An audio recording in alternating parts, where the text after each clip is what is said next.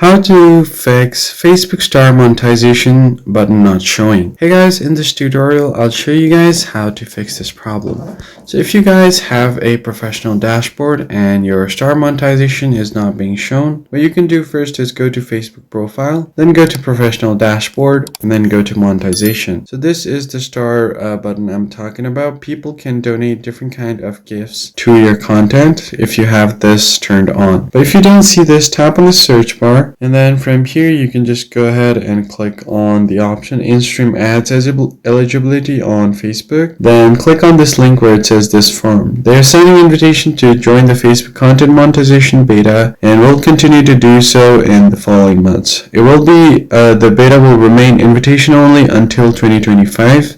So you can express the interest here. So from here, if you have an option to fill out the form, just do it. But if the time period has passed, then you could just go to this profile on this article and then tap on was this helpful, tap on no, and then tap on tell us more. Just briefly explain that your star button is not showing on your monetization tools even though you're eligible for it. Tap on the submit button and then they should reach back to you within few days. Follow their instructions and you should be good to go. That is it for this video, guys. I hope this tutorial was helpful. I'll catch you guys on the next one.